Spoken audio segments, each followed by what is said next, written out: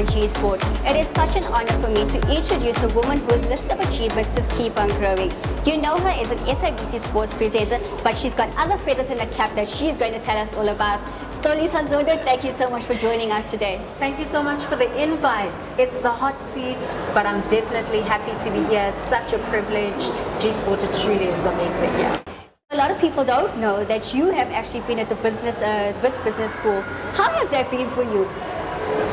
It has been life-changing. I sometimes have to find the adjective to just describe what a difficult process it is to be doing your MBA. You grow not only academically, in terms of your research, but just as a person. And you realize how much stamina you need to have and focus in order to complete this degree. I am about a month away from completing it, and hopefully in June I'll be on that graduation stage. My mom always says, "You love graduating, it's going to be your fourth graduation."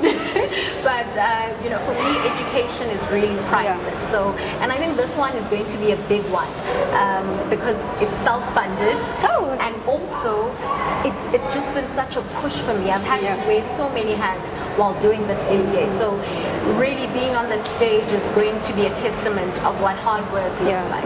And talking about so many hats, as I said, SABC Sports presenter, but then when you look at it, how has that been for you? Because you went from being a sports presenter, you were environmental scientist. That's a lot of challenges. Yeah, so a lot of people don't know this, but when I had participated in the SABC Sport Presenter Search, I was already an environmental scientist. So basically straight after matric, fortunately I got a scholarship from New York, and they said, you know what, we're going to fund you. You did very well in your matric year, and they funded my 4 years, which was a degree, a BSc in environmental science, in biological sciences. And then my honors, I majored in environmental sciences. So in between that, I remember there was a time, I'm going to speak about this, where my supervisor was so mad at me. I had to be looking after my specimens in the lab, but there was a football match playing. And I decided, okay, if I sneak out of the lab and quickly go watch the match, surely nothing much is going to happen. But when I had come back, my specimens had changed and I wasn't able to monitor all of that. So, I mean, my entire life has been the struggle of trying to find the balance between sport and school, sport and school. So when the opportunity came from the SABC to actually be a part of the presenter search, I went for it. And my mom was like, no, I want you to pursue this environmental science degree. But in my heart of hearts, I knew that sport was really my calling and something that I needed to go after. So it was a grueling process. I won the Gauteng leg of it, and then I competed with other provincial winners. And in Gauteng alone, there were about 8,000 people that came through for that audition. So, I mean, even just winning Gauteng was so major, and I then competed with the other provincial winners and came out on top. And I was like, what? I remember Mr. Nzimande was still the GE of sport. And when he handed over the contract, a lot of people speak about, it was so surreal. I couldn't believe it. That was me at that moment. I just asked everyone to pinch me because this was truly a dream come true. And it seems like you're always on top. Whether it is in sports, whether it is in your class, in education, you're always on top. What motivates you, just to always keep on going? I think, Celine, the biggest thing for me is just always trying to leave the world a better place and also to make a mark. When I think about my upbringing, it really wasn't great. And so for me, the drive is always to just work harder, because I realized that when you begin to work harder, even the circumstances around you change. There are a lot of things that are happening in my life that really shouldn't when you look at the background and the life that I was born into. But I'm really of the belief that when you work hard and when you try and get yourself an education, you are edging closer. It's not a guarantee, I know, especially with the landscape of our country right now, but it really does edge you a little closer. So for me, the drive is that, to be better, to leave a better mark, and for people to just realize that it is possible. Definitely. It really is. Yeah. And you, with the education, I mean, some people could say, oh, I'm a sports presenter and this is where it ends. But you've gone and you've educated yourself. Why do you think it is so important, even though some people will have that presentership, but they still go and, study? Why do you think that is so important? Versatility. For me, that is it. We need to adapt to the changing environment. We don't know what the working world is going to look like in 5 years' time. Yeah. All of us here are replaceable, know, and so when you are versatile and when you've got a larger set of skills, you position yourself much better. Yeah. Right now, even with the MBA, for me it's to say, what else can I do in the corporate space besides environmental sciences? And that's the sort of thinking that we should have. I mean, even with our athletes, yes, for them it's a physical thing, because at a certain age you won't be able to play that sport.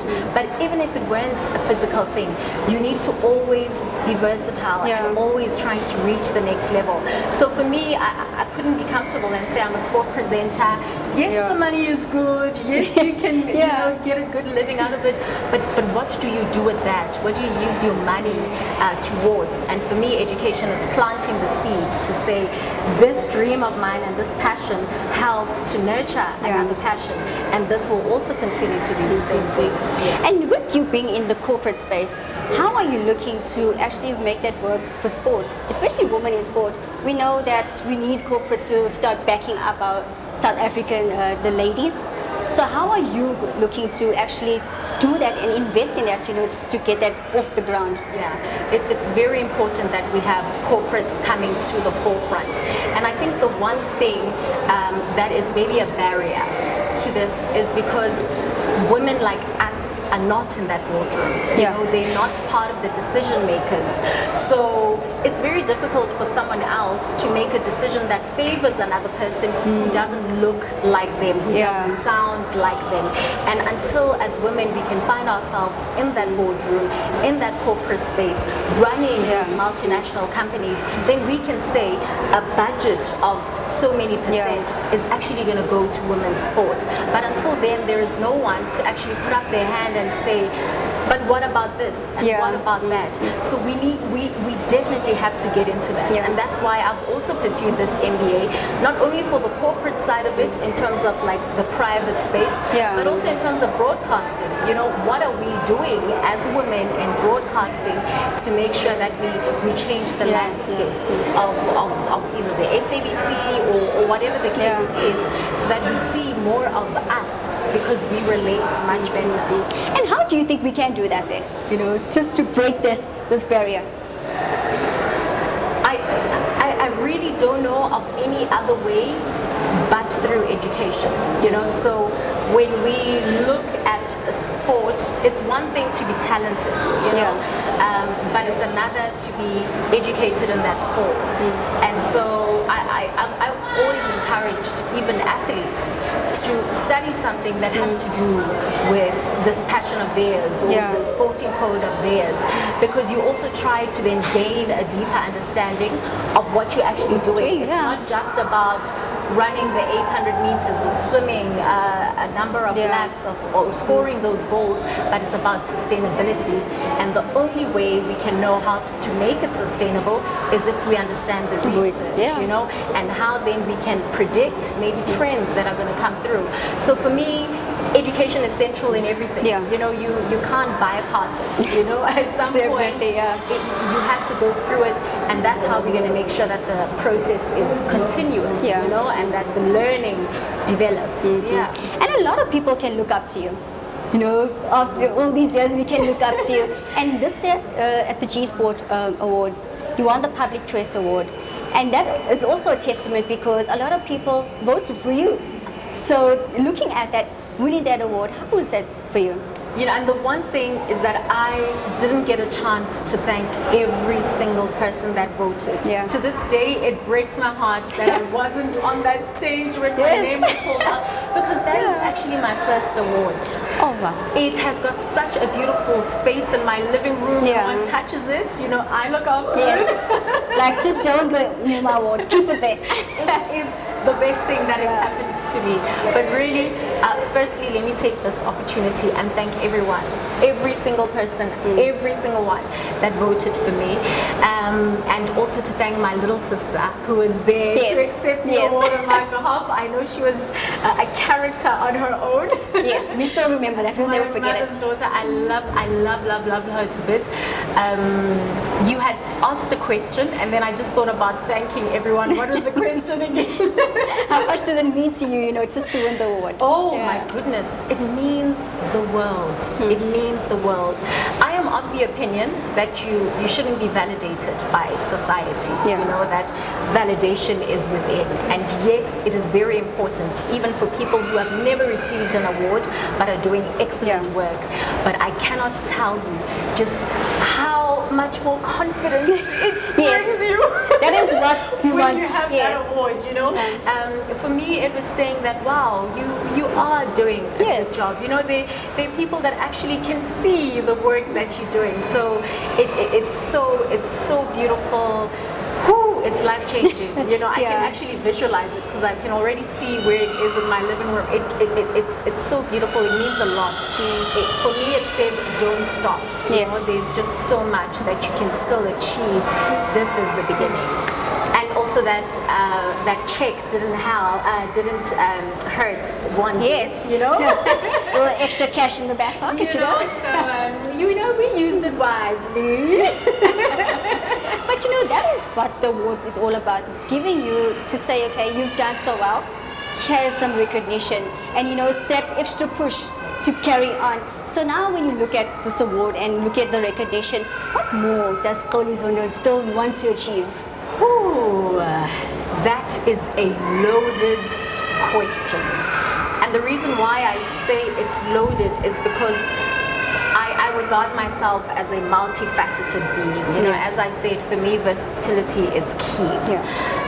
So this year, I was able to take on one student that I am funding through university. So amazing. That has been such a big thing because I've always wanted to pay it forward. After I received my scholarship and how it changed my life, I knew that I had to do it for someone else who also comes from Soweto, doesn't have the funds, whose family is not able to put them through. So yes, Sneh is starting her first year. She's doing a BSc in astrophysics. So I'm really, really proud of her. And that is the one thing that I also want to continue doing, to change people's lives, making sure that they are educated and that they live out their dreams. And personally for me, I definitely want to climb the corporate ladder. I want to do a lot more research in the environmental space, and I also want to get into business also full time, and get to a space where I can employ people, because right now we are in a situation where we need to be bringing the solutions to the table. It's not about the government giving out jobs. And the biggest love of my life in terms of sport, I really love to get to a point where at the SABC I am an anchor, for big events. I've done bits here and there for marathons, so I'd like to continue with that and do a lot more football, and if we're able to acquire more rights, get into rugby, and so I really see my sport profile growing much bigger. And when I have achieved that point, then definitely it's to take on the continent, and who knows, what else is your oyster globally. But really, so for me, it's so many different things. But in everything that I'm doing, I want to break the ceiling. I want to move to the next level, and time is not on my side. If there's someone that panics about time, it's me. We all do. Yes. So that would make me so happy. That would make me so happy. And just lastly, for women's sport, what would you like to see, from our South African across all sporting codes? What would you like to see happen? Authority. I want women's sports to have so much authority in our country. And authority means recognition. It means that if a sports star that is female walks across here, people know who they are. People celebrate them when they are alive. Yes. when they are doing well. I want to see women's sports getting money, you know, and we can't shy away from this. You know, we need our athletes to be making a good amount of money. We want to see them getting into their Lamborghinis. Yes, we want to see them prosper. Yes, really, and we want to make it fashionable to actually be a part of women's sports. Because right now, when you speak to young girls, it's, I know I need to play netball professionally, but I also need to have a side gig. That has to come to an end. So for me, what I'd really like to see is women prospering, getting recognition, taking up space, as Ms. Silva said, and really being recognized and having authority in the sporting fraternity. Well, we just wanted to say that we are very proud of you and continue shining. And thank you so much, you know, just for giving Gsport your time. Thank you for the invite. It's been a pleasure. I enjoyed this more than I should have.